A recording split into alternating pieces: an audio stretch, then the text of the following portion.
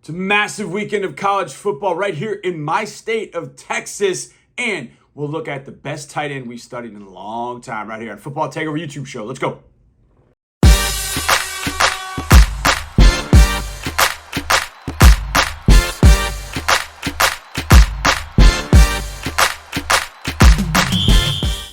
What's up, everybody? Welcome into another episode 24. My favorite number. Why? Well, that was my number in college.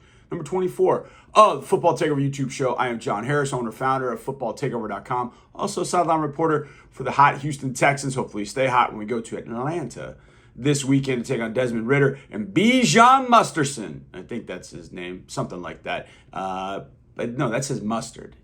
Bijan Robinson. Yes, I know, I'm just fooling. All right, we got plenty to do on today's show. We're going to look at Quinn Ewers, who's going to be a big factor this weekend against Oklahoma. We're going to look at Oklahoma also with some of the things they do offensively, which puts defenses in binds. And then we'll take a look at A&M's defensive front creating a ruckus for Alabama and Jalen Milroe this weekend. Plus, Brock Bowers. He's a dude in a big-time way. And we got my pick three. I'll give you three picks that I'm really excited about this weekend starting tonight. But today, we start with our cover three. And the first story in the cover three is one that's been in the cover three a lot. And that is Jonathan Taylor with the Indianapolis Colts. Came off the PUP list. Jonathan Steichen talked about Shane Steichen. Jonathan Gannon. Shane Steichen. Shane Steichen is the head coach for the Indianapolis Colts, and a good one at that. And he said and went into length about Jonathan Taylor coming back. Who knows where this leads? But it does look as if he may play this weekend for the Indianapolis Colts, who have got the Tennessee Titans. What a AFC South battle. All four teams, the AFC South, are 2-2. So somebody's going to separate from the pack. Somebody, the winner of that game, will be at least tied atop the AFC South as the number one team there. But Jonathan Taylor could be coming back for the Indianapolis Colts. Now, it's still tricky. We'll see how the relationship is. We've been hoping for him to get out of the AFC South, but it does appear he might come back at least for this year, and then they'll reconvene and see where they are at that point. Maybe he likes playing with Anthony Richardson. Maybe he likes facing 6- and 7-man or 8-man boxes. I don't know what he's going to see with Richardson back at quarterback, but Richardson played well at times against the Rams last week. We'll see if Taylor wants to team up with that long term. All right, let's go to Cincinnati, where Joe Burrow says he's healthy. Finally, it's the best he's felt in a long time dealing with that calf issue. Well, he needs to be. They're coming off a 27-3 pasting, or as my buddy Landry Locker would say, an assing against the Tennessee Titans, and they look bad. Jamar Chase was using bad words in the locker room, saying he's bleeping open all the time, which is probably true because he's that good. But the Bengals' offense has been a mess. Now, does Joe being healthy solve everything? Joe can't block for himself. So that offensive line is still there, and their offensive line is still not good. So we'll see if Joe's running for his life. He's managed it before, but maybe it's even worse now. So we'll see. Is Joe being healthy the answer, or is it still an issue? Well, we'll find out very, very soon, because the Bengals are playing this weekend at Arizona against the Cardinals. The plucky Cardinals are playing very well at times. They were outgunned against the 49ers. They got some young dudes playing well. Dobbs is playing okay. Dennis Gardeck. Dennis Gardeck. Yeah, Dennis Gardeck. Yeah, edge rusher, Dennis Gardeck. Just go check him out. He's been pretty good for the Cardinals. And finally, Thursday Night Football with a sexy matchup. And by sexy, I mean This is like 3 parkas deep with woolen socks, and it's ugly. Really, really, really ugly. Bears Commanders. I don't know. Yay? I mean, it's football, so I get it.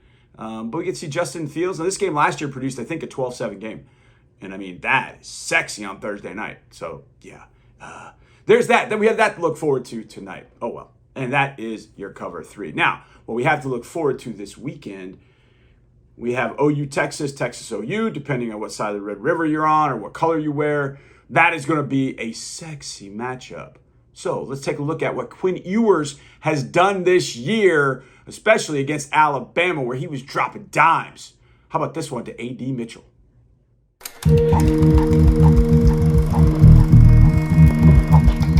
Now, when you define outside the numbers accuracy, you could put this up as Exhibit A against Alabama here. Ewers, I titled this play the play that changed it all. And it really wasn't because Texas didn't capitalize on this play, but there's so much to like on this play. You've got A.D. Mitchell out here, covered man-to-man by Kool-Aid McKinstry, best man cover corner in college football, number one prospect at corner on my draft board, top 10 player. And Ewers is going to get a little pressure here at the end. They don't do a great job of peeling back and getting Malachi Moore. Now, Moore kind of slows down just briefly, but he gets in the face to make this not such an easy throw. Doesn't bother Ewers to look where he puts this ball. It's outside the numbers. He gives this guy a chance over the shoulder of McKinstry. There's no place to put this ball.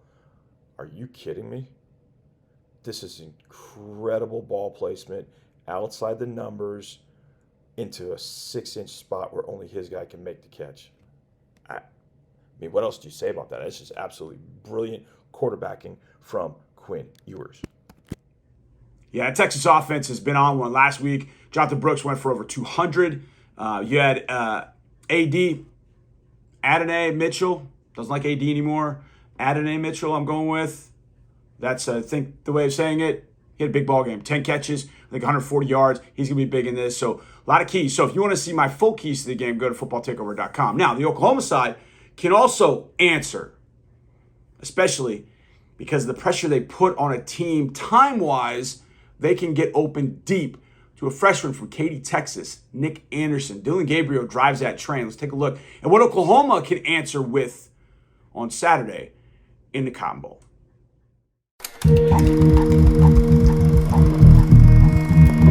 OU Texas, baby, going to be a really fun one on Saturday in the Cotton Bowl. Let's take a look at how Oklahoma can put a lot of pressure on the Texas defense. Now, Iowa State defense, Texas defense, two totally different books, to be honest with you. But because of the tempo that Oklahoma plays with, and Dillon Gabriel, quarterback, running the train here, it forces the defense to think quickly, and a lot of times that ends up making a mistake. So the mistake, I believe, is right here, because this looks like some version of drop 8 and they're playing cover 3. But nobody takes account for middle of the field. So when you're thinking fast defensively and you're just getting lined up and making the call, a lot of times you lose eye discipline, and that happens here because of what Oklahoma does. So we'll take a look at this bottom part here. So you're going to see Drake Stoops. He's going to catch the eye of the safety. So the safety is going to stay right there on him as he runs the deep over route. Now, everybody else is playing cover 3, it looks like. So they kind of buzz to cover 3. So here are your underneath players right here. Now, I think he's supposed to be a middle-of-the-field player. But because Oklahoma's going fast, it's 1st and 10, they're not trying to run tempo, you don't maybe get the call, maybe it screws you up, whatever the case might be. And now you've got Nick Anderson out here, wide receiver with that really wide Bryles offense split almost all the way to the numbers. And all he's trying to do is get that room out to the sideline so he can run the deep post, and Dillon Gabriel can have all this room depending on how these guys drop in coverage. So Gabriel, he knows, he sees this coverage, and he's like, there's nobody in the middle of the field. My first thought was this was maybe some kind of inverted cover 2, and if that is, then it's the corner that messes it up, but I just can't totally tell. Either way, there's nobody in the middle of the field here. Nobody.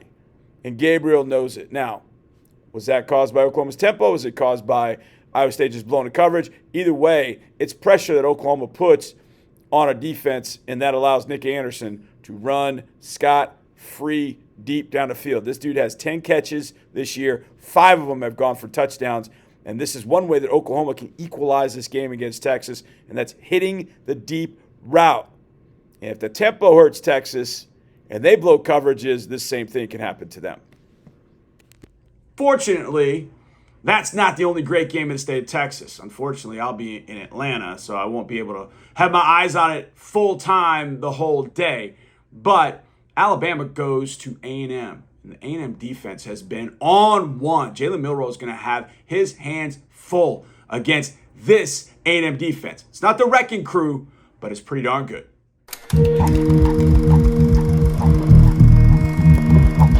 Maybe time to look at a little Texas A&M defense, and this unit has turned it around after a really tough outing against Miami down in Miami. Since then, they have been rock solid, and a lot of it has to do with these guys up front. But not going to take the secondary out of this, especially on this play. It's a 1st and 10 play. I think it's 1st and 10 play here for Arkansas. So let's dive into this A&M defense and what they're doing. They're playing a lot of this kind of mint front. Now, Arkansas is going to give them an unbalanced set. So you see the tight end over here with the trip set. So A&M is going to play. It looks like they're playing some version of cover 3, some kind of sky, cover 3 sky, because the safety is going to bolt out here. So you're going to take a look at the secondary. So you see drop into his deep third, middle third. Now there's no eligible receiver over here. So you still got to, in case there's a crosser over here, you got to stay deep over here. But it looks like it's cover 3, and then the safety is going to buzz out here to the flat. You see Anderson right there. He's going to buzz out to the flat, and now you're just playing cover 3. It looks like Arkansas is trying to high-low, knowing that's what they've got. So they've got a flat, they got a sail, and then he's running the post. So they're kind of flooding this area, but they're really going to play with Anderson here and make him cover the high-low. So you can see Anderson doing a good job of splitting where the sail is. The sail's right over here, and this short route. Now, Jefferson is going to take profit. Okay, so that's the coverage in the back end. So coverage doing a pretty solid job of being where it needs to be on this cover 3. And that's at least that's what it looks like. So let's look at the front. A&M decides to bring an extra player.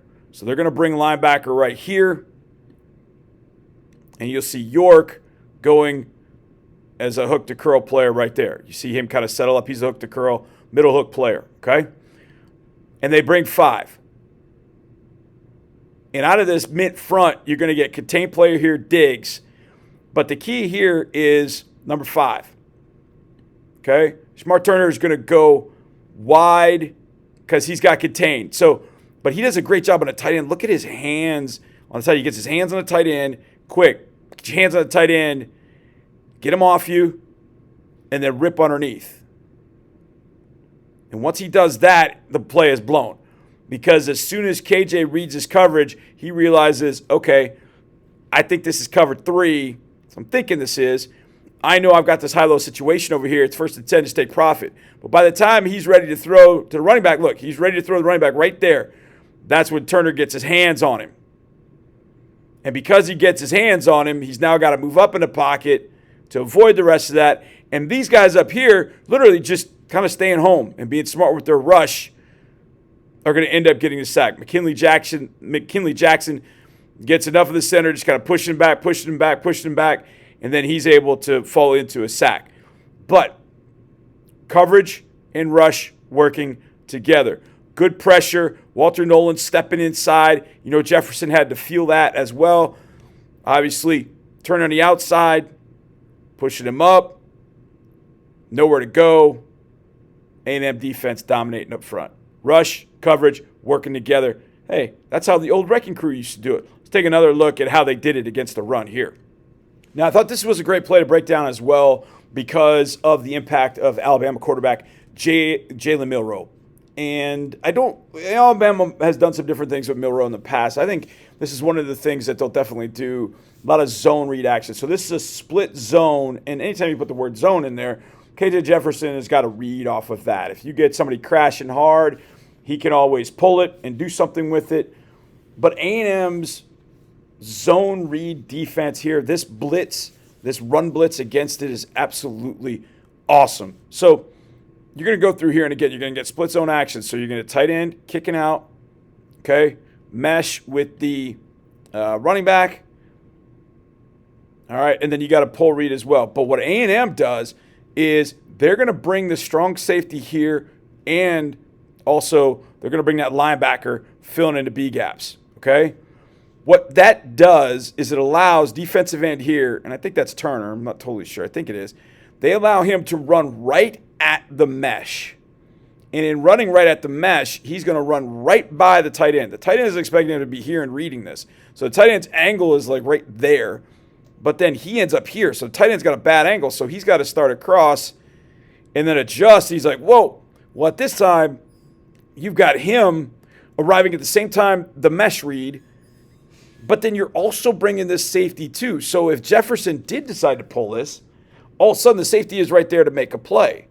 So you're forcing a decision, and then if you're going to force the decision and he's going to pull it, well, now you got a guy accounting for the quarterback coming off the edge in Anderson. There is nothing really that Jefferson can do here as the Arkansas quarterback. And that's the whole point. If you disrupt the reads for the quarterback, in this case, Jalen Milroe on Saturday, then your defense can come up on 2nd and 1 and stop whatever Jalen Milroe is going to do. Jefferson decides to pull this, and I'm not sure that's the right read. I'm not sure it's the wrong read because he sees that blur coming into the screen right there, and he's not exactly sure, should he give it, should he not? He decides to pull it. The 2nd and 1, it's probably the right decision, but look, on 2nd and 1, you stop a running offense like Arkansas that and make it 3rd down. Hey, anything's possible. The same thing has got to happen against Jalen Milroe. Run right to the mesh, make him make the decision, and then everybody else rally and make tackles. But a great run blitz call here by DJ Durkin to make sure that you're running to the mesh, but you're also bringing an extra defender to come play the quarterback as well. Excellent team defense for A&M that they're going to need against Alabama this weekend. Yeah, I'm kind of caught in between on this A&M Alabama game, to be honest with you. Not totally sure which way I want to go, but I have my keys to the game later this weekend, so probably Friday, maybe Saturday morning. So go check it out at footballtakeover.com. Look, it's a small subscription price. I feel it's very fair for the information you get. And I just dropped, as they say in the world, I just dropped my top 20 2024 NFL draft eligible quarterbacks. Caleb Williams is one. How does it go after that? Go check it out. And that will take you a while.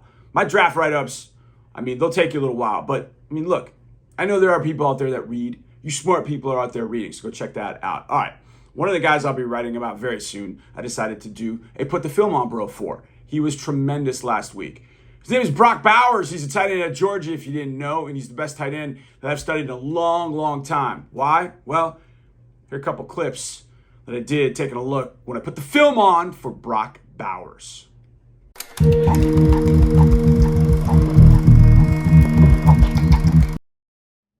Now it's 2020 in the 4th quarter. Bowers has already done a ton of damage, as we've already seen. And now it looks like Auburn's playing some version of half quarter. So they're going to play a half field coverage to the strength and play quarters over here. At least that's what it looks like, because this corner doesn't look like he's playing a rolled up. So it's some sort of middle of the field open, but I'm going with halves to this side and then quarters over here to this side. Now, Georgia does a great job of spacing. So look at this.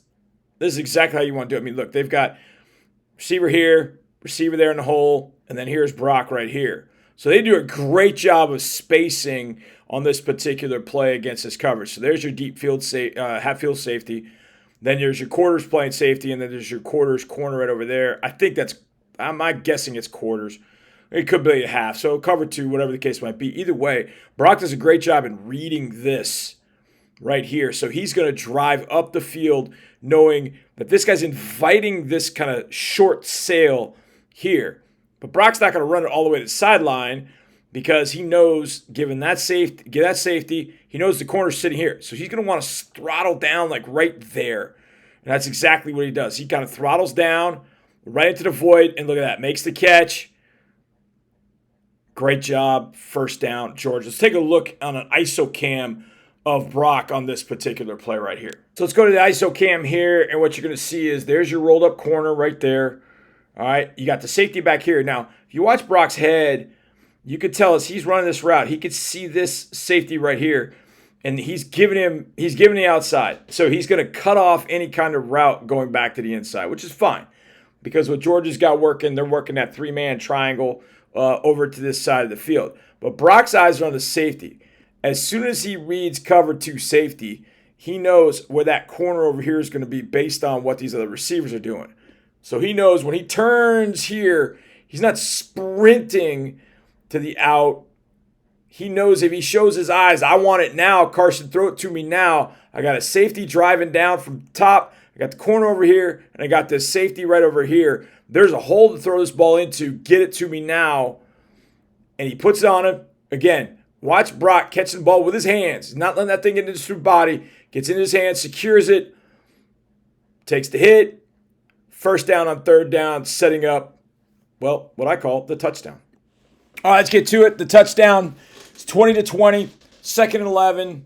Tie ball game, fourth quarter. Big-time players make big-time plays in big-time games, and that's Brock Bowers here. Now, this is an excellent job by Georgia's offensive staff of taking out a player in the coverage that could make this difficult for Brock. So Brock's going to run the basic down here. He's going 12 yards and in. Looks again like it's kind of this cover two shell that we've seen. But they're going to take this linebacker out of the coverage with a little hitch here by McConkey.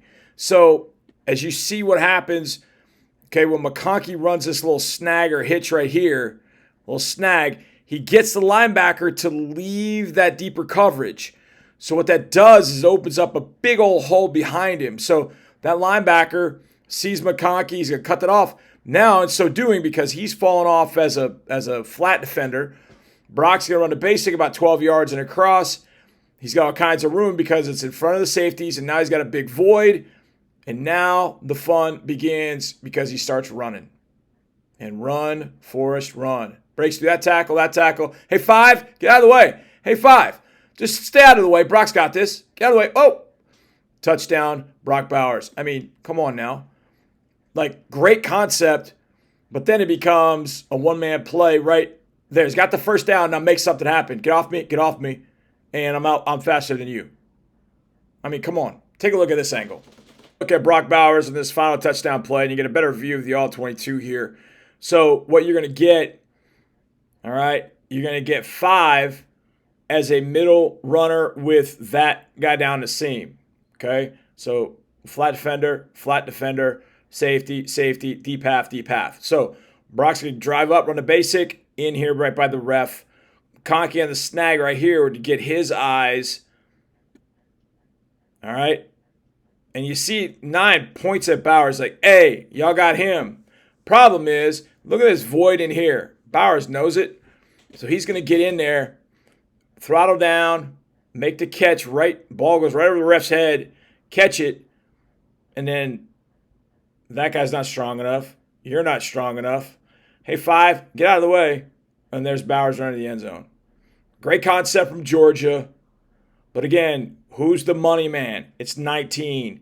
That's where you go. If there's any lesson Georgia should know at this point, is that when the game gets tight, 15 is looking for 19 all day, every day.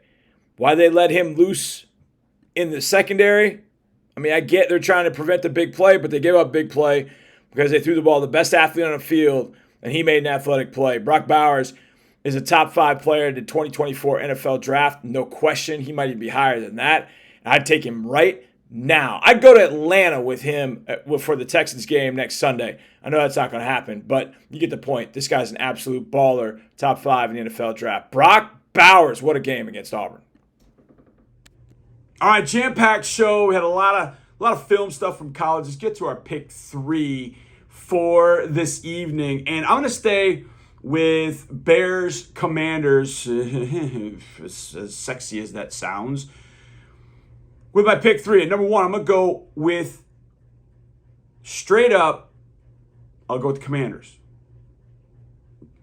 And maybe I'm cheating with that, going with the Commanders. They're playing at home. They're a 6.5-point favorite. But I'm going to go with the Commanders, number 1, straight up. Number 2, I am going to give the Bears, not the benefit of the doubt, but I do think the Bears will show up on Thursday night. They need it. They're a mess right now with everything that's going on. But I think this is one of those moments where they'll galvanize and they'll cover. So, 1, Washington to win. 2, Bears to cover. So I'm looking for like a, 27, 24 kind of game, 24, 21 kind of game. And the key gets me to number 3 of those is 27, 24 is 51, 24, 21 is total 45. That's both over 44.5. So pick 3 is going to be that game going over this evening. Bears, Commanders, Justin Fields. I need you, buddy. I need you to rise up and be that quarterback that some thought you could be. I don't know if I was in that camp. I always knew there were issues, so hopefully you've gone beyond those. You threw for a lot of yards last week, but melted down in the fourth quarter, and that can't happen. So, 1, Commanders to win. 2, Bears to cover. 3, we're going over the total, which after last year's 12-7, 12-10, whatever unsexy battle that was, we're going over the total this year. How did Amazon get this game 2 years in a row? I mean, if I'm Bezos, I'm pissed. But either way, one of my former players you can blame for that. But that's a different story for a different day. All right, this has been a really jam-packed Football Takeover YouTube show. Appreciate you guys being here. Thank you for watching. Like, share, subscribe, whatever your heart feels to do. Comment, whatever the case is. But I appreciate you so very much. Thank you for being part of the community. Go subscribe at footballtakeover.com. And as Jimmy Chitwood, my man, said one time, I'll make it. And hopefully we've done that on this show. See you next time, everybody. Thanks for watching.